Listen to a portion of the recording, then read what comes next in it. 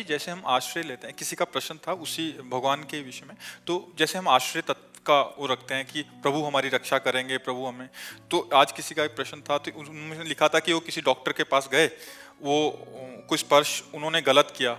उस समय तो पहले तो उनको ठीक लगा कि, बट बाद में जब चिंतन किया तो उनको लगा कि ये गलत स्पर्श था, कि ऐसा नहीं करना चाहिए था। फिर वो हनुमान जी के भक्त थे, उन्होंने बोला कि हनुमान जी ने मुझे ऐसी स्थिति में क्यों डाला, और मतलब मैं तो नाम भी जप करती थी, फिर वो दुखी हो रहे हैं। तो महाराज जी, इसको कैसे समझें कि प्रभु का। अब इसमें अगर वो समझ पावे, पूर्व का कोई अशुभ प्रारब्ध जो आपसे गलती हुई थी, उसी गलती का निराकरण हुआ। आपने जो गलती की और उसका प्रकाश नहीं हुआ, तो आपको क्षोभ और दुख दिलाने के लिए ये प्रारब्ध यहाँ गिरा करके, नहीं तो ऐसा जैसे कभी कोई चूक का अवसर आया तो भगवान थोड़ी चूक का अवसर हमें दे रहे हैं। हमारी वासना, हमारी गलती हमें चूक पे ले जा रही, भगवान हमें बचा सकते हैं। हम भगवान से प्रार्थना करें, उस समय भगवान को पुकारें तो भगवान हमारी रक्षा करेंगे। जैसे बड़ी बड़ी पवित्र साध्वियों के ऊपर गलत दृष्टि वाले, अब जैसे गंगा यमुना बाई थी वृंदावन में, तो पवित्रता से भजन करती थी, तपस्वी थी, विरक्त थी। अब ब्रह्मचारिणी थी, तो ब्रह्मचारिणी में तेज होता है। तो अकबर बादशाह का भांजा वो यहाँ आगरे का अधिकारी था, तो वो यहाँ वृंदावन आया अपने परिकर के साथ। तो उसने देखा इतनी सुंदर साध्वी और तो तपस्विनी तेजस्वी, वो लुभायमान हो गया। उसने कहा इनको हमारी सेवा में भेजा जाए। बोले ये संत हैं, कोई ऐसे थोड़ी है कि ऐसे आ जाएंगे। तो उसने 2 वेश्याएं लगाई। अब आप विचार करो कि इनको किसी भी तरह हमारे महल में लाओ। तो वेश्याएं साधु वेश धारण किया और वहाँ सत्संग करने लगी, बैठने लगी, सुनने लगी, प्रणाम करना, और रोज जाने लगी। 10-15 दिन रोज गई और एक दिन नहीं गई, फिर दूसरे दिन गई।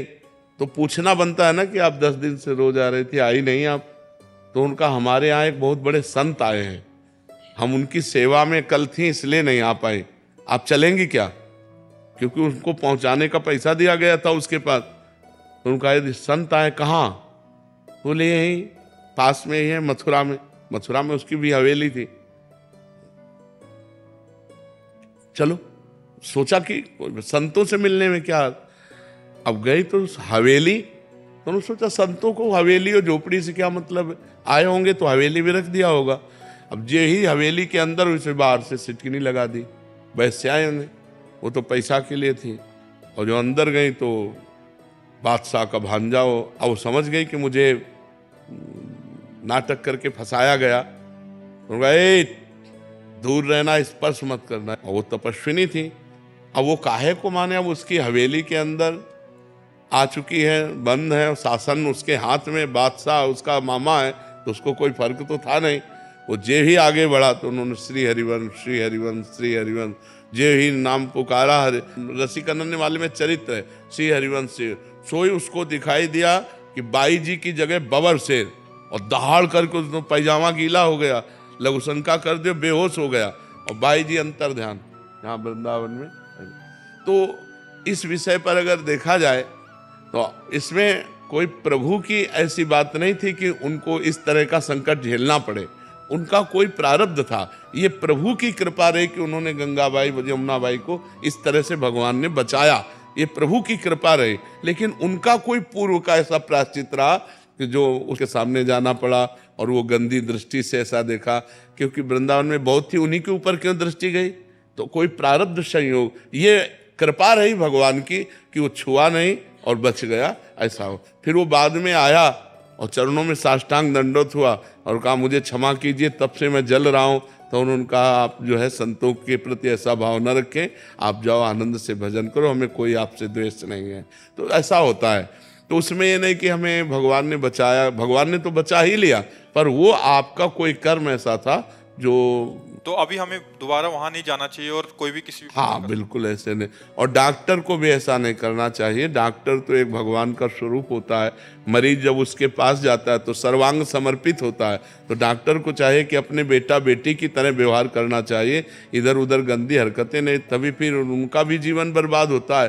तुम डॉक्टर होकर के ऐसी हरकत करते हो। डॉक्टरों को तो माता पिता की तरह व्यवहार करना चाहिए। मान लो जवान बच्ची है, बच्चा को उस तरह का स्पर्श करना और काम से स्पर्श करना बड़ा अंतर होता है। तो हमें लगता है डॉक्टरों से हमारी प्रार्थना है कि आपके पास जो मरीज आवें वो अपने बेटी बच्चों जैसा व्यवहार करें, उनके साथ ऐसी कोई हरकत न करें जिससे एक डॉक्टर की वजह से सब डॉक्टरों के प्रति लोगों को संशय होने लगे। डॉक्टर एक प्रगट में दूसरा भगवान है। हम अपने परिवार वालों को बड़ा विश्वास करके उनके हाथ समर्पित कर देते हैं कि आप ऑपरेशन कीजिए, आप इनको ठीक कीजिए। तो हम डॉक्टर को भगवान की तरह मानते हैं। तो ऐसे भगवान की पदवी प्राप्त डॉक्टरों को, ऐसे हैं भगवान की तरह डॉक्टर जो ऐसा अपना प्यार रखते हैं, लेकिन इस तरह की जो नीच हरकत करने वाले लोग हैं उनको कहते हैं सावधान रहो, नहीं एक जगह बचोगे, दूसरी जगह बचोगे, तीसरी जगह ऐसे पिटोगे कि संसार में किसी काम के नहीं रह जाओगे।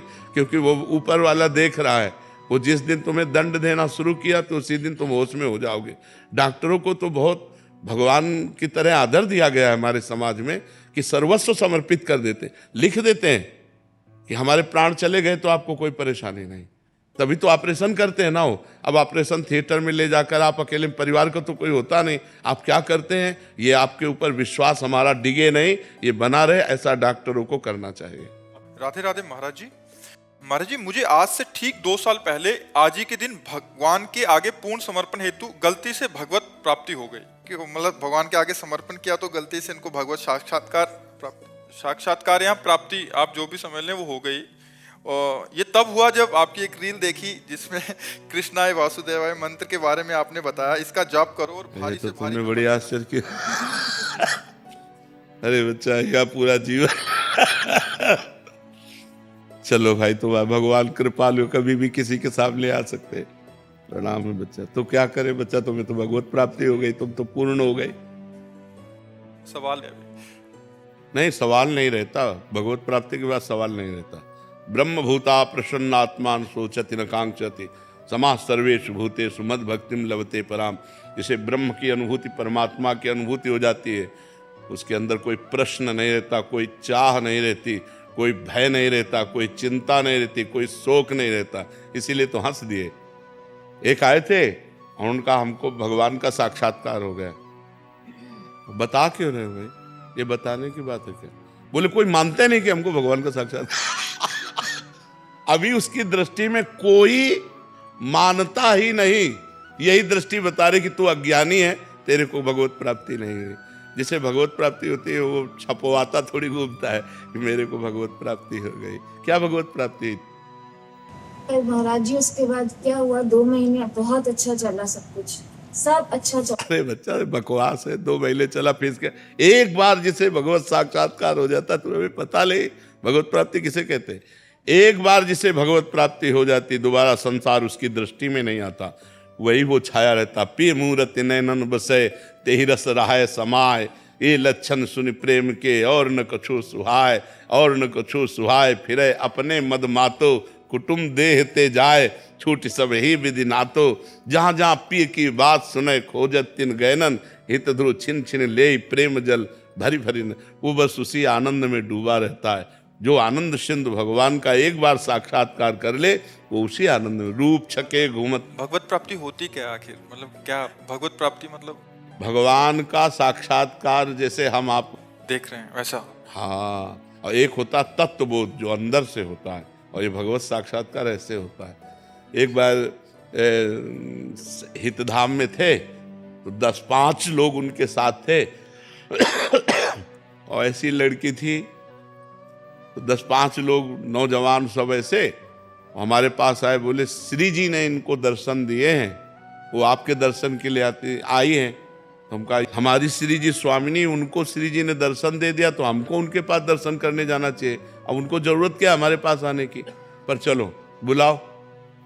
अब वो तो मार माला पहने और सब लोग वो वैसे सब ड्रामा बनाए हुए थे। सामने आए बैठे, हम कहा बच्चा, आंख में आंख मिलाए, हम कहा बच्चा तुम्हें श्री जी के दर्शन हुए? नहीं महाराज जी, स्वप्न में हुए। हम कहा नहीं बच्चा, स्वप्न में तुम्हें श्री जी के दर्शन हुए? बोले नहीं। तो हम कहा बच्चा काहे कोई नाटक कर रहे, ये 10 लोग तुम्हें पूज रहे, नरक जाओगी, बेमतलब का कार्य कर रहे। अरे भजन करो तो वास्तविक भगवत प्राप्ति के लिए मानव देह मिला है, ये प्रपंच दिखाने के लिए थोड़ी मिला है। तो बच्चा भगवत प्राप्ति को ये हलवा थोड़ी कैसे मुंह में रखा खा लिया। नहीं महाराज जी, गलती है कि उसके बाद किसी की इज्जत को बचाने के लिए संकल्प लिया और अपना भजन बल नष्ट कर दिया। उसके बाद से वो अरे चलो नाम, हाँ चलो मान गए भगवत प्राप्ति हुई, तुम नाम जप करो और पवित्र आचरण से रहो, अच्छी बच्ची बन करके रहो, तो आज नहीं तो कल प्राप्त हो ही जाएंगे। भगवान होने के लिए तो हमें मानव देह मिला, लेकिन इसे भगवत प्राप्ति नहीं कहते। तुम्हारी जो संकल्प से जो भजन बल नष्ट हो, नाम जप करो, नाम जप करो, नाम जप करो, सब छोड़ो, खूब राधा राधा नाम जप करो, चरित्रता की पवित्रता रखो। जो आपका चरित्र स्त्री शरीर, इसको पवित्र रखो। भगवान कृपालु हैं, कभी भी कृपा करके दर्शन दे सकते हैं, उनकी तो महिमा ही अलग है। इसलिए नाम जप करो। ये अब किसी से मत कहना मुझे भगवत प्राप्ति हो गई। जब भी आपने बोला बोध तत्व बोध था, मेरे ख्याल से वो वही था। महाराज जी, इनको पता नहीं लग रहा कि गलती से हुआ था ना। यार ऐसी गलती हमारे साथ भी सबके हो जाए तो बढ़िया हो जाएगा। वो शायद समझ नहीं पा रहे, वो कह रहे कि उस बहुत अच्छा लगा और समर्पित हुए तो ऐसा लगा। अरे ये सात्विक सुख होते हैं, ये अभी ये क्या जाने, अल्प सुखों का भोक्ता भूमा सुख का अधिकारी थोड़ी होता है। उस महान को प्राप्त करने के लिए अल्प सुखों का त्याग किया जाता है, छोटी छोटी अनुभूतियों का त्याग किया जाता है। ऐसे सीधे गंगा की धारा से प्रकट होते हुए मतलब वो सब नहीं माना जाता। काहे को पर्दा लगाए बैठे हो? हम फकीर है, तुम्हारे लिए आए हैं, तुम्हारे लिए रो। जब तक तुम्हारा पर्दा नहीं हट जाएगा तब तक हम ये सब जादू टोना ये हम मानेंगे। आपका थोड़ा थोड़ा आनंद ये हम नहीं मानेंगे। हम छोटे छोटे आनंदों में, छोटे छोटे चमत्कारों में बिकने वाले नहीं, हम आप में बिकने वाले। आप आओ, हमसे बात करो, हो जगत में हो तो हमारे साथ हमें अनुभव कराओ। आप हो, आपके लिए निकले हैं। महाराज जी, पर्दा बाहर से खुलता है अंदर से? दोनों जगह से। जब अंदर से का हटा तो बाहर का फौरन हटा, तो सब जगह एक ही नजर आने लगता है। वो पहले कहाँ का हटता है महाराज जी? हृदय का। पहले हृदय का हटता है। पहले हृदय में तत्व बोध होता है, तब सर्वत्र बोध होता है। चश्मा हमारा बदलेगा वैसे तो दिखाई देगा, तो जब हमारी दृष्टि बदली तो हमें सब कुछ दिखाई देने लगा। सोनम गुप्ता जी, बनारस। महाराज जी राधे राधे। महाराज जी, आप कहना चाह रहे हैं कि ये बैंक में कार्यरत हैं। महाराज जी, इनको एक संशय है कि जैसे बैंक में तो बहुत जनों के खाते होते हैं, उसमें कोई अधर्म आचरण करने वालों के भी खाते हो सकते हैं, धर्म आचरण करने वालों के भी हो सकते हैं। तो महाराज जी, जो अधर्म आचरण करने वाले हैं उनके, क्योंकि ये वहाँ नियुक्त हैं तो वो उनके पैसे लेने पड़ते हैं, तो उससे किसी का भला भी हो सकता है। ये पाप के भागीदार तो नहीं? क्योंकि आपका तो कार्य धर्म से मतलब नहीं है। जो बैंक में जमा करने या उसको जमा करने से मतलब, वो आपकी जेब में तो जाते नहीं। किसका प्रश्न है? आपकी जेब में तो जाते नहीं, वो तो सरकार के पैसे हैं, तो सरकार के उसमें जमा होंगे। आपका तो केवल काम जमा करना है। आपको थोड़ी पूछना है कि घूस के पैसे जमा करने लाए हो या ईमानदारी के। वो तो पैसे जमा करने आएगा तो आपको जमा करना है। अब वो घूस के लेके आया या बेईमानी के लेके आया वो भोगेगा। आपका काम तो केवल जमा करना है। अगर आपको अपने घर ले जाना हो तब प्रश्न उठता है कि जानकारी कर लेना चाहिए कि गलत धन है या अच्छा धन है। बैंक तो सरकारी है, बैंक में तो उसमें कोई बात नहीं। भगवान, उसमें जैसे शराब के ठेके की ठेके उसमें खाते होते हैं, उनके लाखों पैसे आते हैं, तो गिनते वक्त बहुत क्षोभ होता है कि ये किसी के घर में जाकर के खुशियां दे सकते थे और बहुत बर्बाद हो रहा है मदिरा पान से सब कुछ। हाँ, ये बात, ये विचार तो अच्छे विचार है। ये विचार तो अच्छे विचार। समय लगता है कि कहीं हम वो कर्तव्य नहीं, उसमें आपका कोई दोष नहीं है। ये विचार आपके अच्छे हैं, लेकिन आपका जो कर्तव्य कर्म है, वो चाहे शराब पी के आया हो, अगर वो पैसा जमा कर रहा है तो आपको जमा करना पड़ेगा, क्योंकि आप उस कर्तव्य में हैं और उसमें आपका दोष नहीं है, क्योंकि आपको ही अपने घर थोड़ी प्रयोग में लिए जा रहे हैं। अगर प्रयोग के लिए ले जाना हो तब फिर विचार करना अत्यंत आवश्यक है। वैभव गर्ग जी, दिल्ली से। महाराज जी, आपके चरणों में कोटि कोटि प्रणाम। महाराज जी, जब हम बहुत समय से किसी कार्य को करने का प्रयास कर रहे हैं और वो अनेक प्रयासों के बाद भी पूर्ण ना हो पा रहा हो, अंतर्मन से ऐसा अनुभव हो रहा है कि संभवतः हमने कोई त्रुटि हो गई है हमसे, ऐसा नहीं, ऐसा नहीं है। हमारा पूर्व का कोई प्रारब्ध कर्म ऐसा जो हमें सफल नहीं होने दे रहा। हमें और भजन बढ़ाना चाहिए, नाम जप करना चाहिए, जिससे हम उस प्रारब्ध कर्म को नष्ट कर सके जो हमारी सफलता में बाधा पहुंचा रहा है। भगवान यहाँ इस बीच में भगवान को न लावे। ये हमारा कोई प्रारब्ध कर्म है जो बार बार हम सफलता के लिए प्रयास करते हैं और मुझे असफल कर देता है, तो मुझे नाम जप बढ़ाना चाहिए। नाम जप से उस प्रारब्ध को दबाकर हम सफलता को प्राप्त करें। भगवान मानो ऐसे हैं जैसे पिता ने खेती दे दिया और बीज दे दिया। अब आप क्या बोते हो, खेती आपकी, बीज आपका, आप जो बोओगे वो आपको मिलेगा। तो बहुत जन्मों से हमने गलत बीज बोए हैं, पाप कर्म किए हैं, इस जन्म में भी किए हैं। देखो ना, ध्यान से अगर देखो तो इस जन्म में भी पाप कर्म किए हैं। अब वो जाएंगे कहाँ, हमको दुख देंगे। दुख तभी होगा जब असफल होंगे ना, विपत्ति तभी होगी जब हमारी सफलता नष्ट होगी। तो हमको चाहिए कि हमें इतना सुकृत एकत्रित कर लेना चाहिए कि पूर्व के पतित प्रारब्ध को हम नष्ट कर सकें, गिरे हुए प्रारब्ध को हम नष्ट कर सकें, नहीं हमें नष्ट कर देगा। नाम जप है, शास्त्रों का स्वाध्याय है, कुछ स्तोत्र हैं, कुछ जैसे कभी तीर्थयाटन धाम आ गए, हरिद्वार चले गए, गंगा स्नान पवित्र, कभी परोपकार, दूसरों का हित कर दिया। इन सब पुण्यों के बल से हम पूर्व के प्रारब्ध को दबा सकते हैं और सफलता प्राप्त कर सकते हैं। अन्यथा पूर्व का अगर प्रबल प्रारब्ध हुआ तो लाख उपाय करो, तुम्हें हार ही पहुंचाएगा, तो तुम्हें गिरा ही देगा। ऐसे देखे जाते हैं ज़्यादा प्रयास नहीं करते हो, बड़ी सफलता मिलती है उनको, उनका पूर्व का पुण्य काम कर रहा है। यद्यपि वो वर्तमान में पाप कर रहे हैं लेकिन उनको सफलता मिल रही क्योंकि पूर्व का पुण्य काम कर रहा है। यद्यपि आप धर्म से चल रहे हैं लेकिन आपको असफलता मिल रही क्योंकि आपका पाप का संयोग आपको गिरा रहा है। ये एक क्रम होता है। तो लोगों को इसमें भ्रम हो जाता है कि वो तो पाप करता है, बड़े मौज से रह रहा है, और हम धर्म से चल रहे हैं, बड़ा दुख भोग रहे हैं। ऐसा नहीं, धर्म आज की खेती है और पूर्व का पाप जो आपने किया, पूर्व की कमाई इस समय आपको परेशान कर रही, तो उसको परास्त करने के लिए भगवान नाम जप करो। श्री नारायण पेड़ीवाल जी गुजरात से, राधा वल्लभ सिंह। श्री हरिवंश महाराज जी। महाराज जी, पिछले 2 वर्षों से आपका सत्संग एवं एकांतिक वार्तालाप नित्य सुन रहा हूँ। धीरे धीरे अब पूरा परिवार भी आपको नित्य सुनने लगा है। परिवार के युवाओं में भी आपके प्रति श्रद्धा जागृत हुई है। आपकी वाणी से उनके विचारों में परिवर्तन भी आया है और नई ऊर्जा और दिशा मिली है। महाराज जी, मेरा एक प्रश्न है, किसी भी रिश्ते में अहंकार, ईगो और स्वाभिमान मतलब सेल्फ रिस्पेक्ट में कैसे फर्क करें? आज पूरा विश्व आपको सुनता है, आपकी देखो, बातों पर श्रद्धा। स्वाभिमान को हम जान नहीं पाए, इसलिए हम स्वाभिमान को, देहाभिमान को ही स्वाभिमान समझते हैं। अपनी कुल, अपनी जाति, अपने पद, अपनी प्रतिष्ठा को हम स्वाभिमान समझते हैं। स्वाभिमान शब्द परम पवित्र है, स्वाभिमान की रक्षा करनी चाहिए। पर स्वाभिमान का मतलब शरीर को लेकर नहीं है, स्व तत्व को लेकर है। स्व तत्व आत्मा को कहते हैं। शंकर सहज स्व रूप संभारा, तो लाग समाधि अखंड अपारा। स्व आत्म तत्व को लेकर के है, भगवत तत्व को लेकर के है।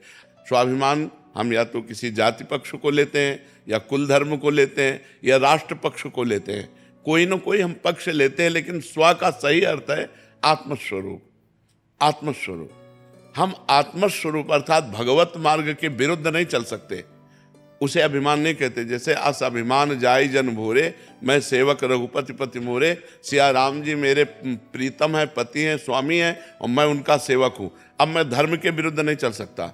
हम अहंकार उसे कहते हैं जिसमें मैं के आगे कोई लगे। जैसे मैं अमु, मैं के आगे जो तत्व, मैं शुद्ध ब्रह्म है, उसके आगे जो शब्द लगता है उसे अभिमान कहते हैं। लेकिन स्वाभिमान जो कहते हैं वो आत्म तत्व को लेकर, स्व आत्मा का नाम, स्व भगवान का नाम है। हम धर्म के विरुद्ध नहीं चल सकते, उसे स्वाभिमान कहते हैं। कि हम धर्म, जैसे जब मुगलों ने आक्रमण किया तो स्वाभिमान की रक्षा के लिए हमारे सनातन धर्मियों ने स्वयं आत्महत्या कर ली, गला कटवा लिया, लेकिन विधर्म को स्वीकार नहीं किया। यह है स्वाभिमान, क्योंकि वो परमात्म तत्व धर्म से लेकर के जुड़ा हुआ है, उसका शरीर संबंध से नहीं है। अगर शरीर संबंध से है तो वो कुलाभिमान होगा, वो जाति अभिमान होगा, वो विद्याभिमान होगा, वो धनाभिमान होगा, वो पदाभिमान होगा। ये निंदनीय है, ये धर्म की तरफ से निंदनीय है। लेकिन अपने धर्म के लिए, जैसे अब हमारा धर्म है सनातन, अब सनातन धर्म हमारा स्वाभिमान है, लेकिन सनातन धर्म कितना महान है इसको देखना होगा। सनातन ब्रह्म है, सनातन वायु है, सनातन पृथ्वी है, सनातन जल है, सनातन श्री कृष्ण है, सनातन श्री राम है। हम अपने इस धर्म के पालन के लिए प्राण त्याग देंगे तो हमारी सदगति हो जाएगी। स्वाभिमान जागतिक प्राकृतिक प्रपंच को लेकर के नहीं, वो अभिमान होता है, और जो भागवतिक धर्म को लेकर होता है उसे स्वाभिमान कहते हैं। जैसे हम अपने धर्म की रक्षा के लिए प्राण त्याग देंगे, चाहे जितना कुछ हो जाए, हम धर्म भ्रष्ट नहीं हो सकते, हमारा चाहे गला काट दिया, इसे कहते हैं स्वाभिमानी पुरुष है। अभिमानी पुरुष कहते हैं उसे जो अन्य बातों को, प्राकृतिक बातों को लेकर गर्व करता है, लेकिन ये स्वाभिमान तो बना रहना चाहिए। इस स्वाभिमान पर चोट आने पर हमें सहन नहीं करना। देखो, जिस समय वेन भागवत में कथा है, उसने अधर्माचरण की धूम मचा दी, तो ऋषियों ने जाके समझाया उनको कि आप राजा हैं, राजा का कर्तव्य होता है प्रजा का पालन करना, ना कि शोषण करना। आप प्रजा का इस तरह हानि कर रहे हैं, भगवान की निंदा कर रहे हैं, अपने को भगवान मान रहे हैं और प्रजा को गलत राह दिखा रहे हैं, आप सुधर जाओ। जब नहीं सुधरे तो संकल्प के द्वारा तत्काल मृत्यु की, और फिर मृत्यु करके उनकी भुजाओं का मंथन किया, जिससे भगवान पृथु और अर्ची का अवतार हुआ। श्रीमद् भागवत में लिखा, यह है स्वधर्म। लेकिन अन्य प्राकृतिक पदों को लेकर, बलों को लेकर, वो अभिमान है, वो निंदनीय है और ये बंधनीय है। आप समझ पा रहे? लेकिन परिवार में स्वाभिमान और अहंकार, इन दोनों में फर्क? वो उसी को स्वाभिमान समझते हैं। मैं पिता हूं, तुम हमारे पुत्र हो, वो देहाभिमान को लेकर के होता है। मैं तुम्हारा बड़ा भाई हूं, मैं अमुक हूं, मैं अमुक पदाधिकारी हूं, वो सब देहाभिमान के अंतर्गत आता है, वो स्वाभिमान के अंतर्गत नहीं आता। स्वाभिमान के अंतर्गत धर्म आता है, धर्म, भगवान, ये सब स्वाभिमान के अंतर्गत आते हैं। और जब हम प्रकृति में अगर स्वाभिमान लें तो हम भारतवासी हैं। हम अपने राष्ट्र के लिए फांसी का फंदा स्वीकार करते हुए महापुरुषों को देखा है, जिन्होंने प्राणों की आहुति दे दी हमारे देश के तिरंगे की रक्षा के लिए। ये भी स्वाभिमान के अंतर्गत आएगा, क्योंकि अपने प्राणों को न्यौछावर करके धर्म की, राष्ट्र धर्म की रक्षा के लिए। तो ये भी एक अभिमान, वंदे मातरम बोल करके और फांसी का फंदा चूमकर भगत सिंह आदि। जब चंद्रशेखर आजाद जी ने देखा हमारे पास गोली नहीं रह गई, तो अपने को शूट कर लिया, अपने राष्ट्र के लिए, अपने धर्म के लिए, स्वधर्म के लिए, उसको स्वाभिमान। ये जो पर्सनल शरीर संबंध को लेकर है, ये प्राकृतिक अभिमान के अंतर्गत आता है। जो पारिवारिक संबंधों में, उसे स्वाभिमान नहीं कहते, उसे अभिमान ही कहते हैं। उसे सुधारना चाहिए। उसका निराकरण कैसे करें?